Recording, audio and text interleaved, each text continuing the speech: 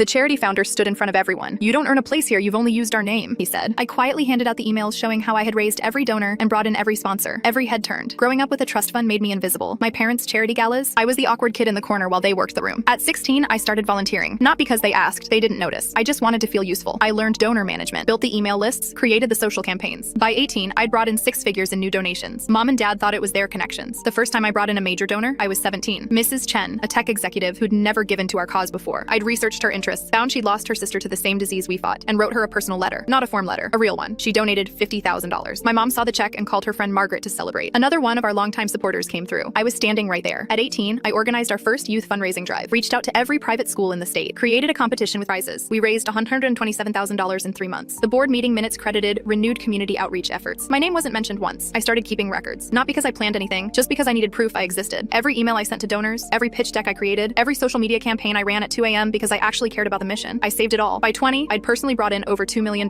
in new donations. The organization's revenue had tripled since I started volunteering. My parents' friends would joke at dinners. "Your parents are so good at this. You must be learning so much from them." I'd smile and nod. Then I applied to law school, got into Yale, my dad's alma mater. Mom threw a party. At the party, someone asked what I'd do with my law degree. Before I could answer, Dad said, "Probably corporate law. Make some real money." I told him months ago I wanted nonprofit law, wanted to help organizations like ours. He hadn't been listening. That's when I decided to apply for the youth ambassador position. It was a paid role, $60,000 a year. More importantly, it came with a board seat, a voice. I submitted my application with a portfolio, 5 years of work, campaigns I'd run, donors I'd cultivated, results I delivered. The interview was scheduled for the monthly board meeting. My parents would be there. So would 8 other board members, including Richard Morrison, the founder. He'd started the charity 30 years ago with my grandfather. The night before, my mom saw me preparing. "What are you doing?" "Interview tomorrow, youth ambassador position." She laughed, not meanly, just surprised. "Oh, honey, that's sweet, but they're looking for someone with real experience." I had 5 years of real experience. She just didn't know it. The interview started normally, professional questions. I answered each one with specific examples, numbers, results. Then Richard leaned back. "Your application is impressive on paper, but let's be honest. You've grown up around this organization. You know how to present well. That doesn't mean you've earned a place here." My mom shifted uncomfortably. Dad was checking his phone. Richard continued, "We need someone who's actually built something, not someone who's just used our name to pad a resume." The room went quiet. A few board members nodded. I didn't argue. I pulled out my folder. Inside were printouts, emails, donor correspondence, campaign analytics, 5 years of documentation. I stood up and started handing them out, one packet to each board member. Page 3, Mrs. Chen's first donation. I wrote that pitch. Page 7, the youth fundraising drive. I organized that. Page 12, the social media campaigns that tripled our online engagement. I created those. I kept going. Every major success they'd celebrated in the last 5 years. Every new donor relationship. Every innovative campaign. My mom's face went white as she flipped through the pages. Dad had stopped checking his phone. Page 42 shows the donor retention rate before I started volunteering, 48%. Page 43 shows last year's rate, 76%. Richard was reading slowly, his expression changing with each page. The organization's revenue was $800,000 annually when I started. Last year it was $3.2 million.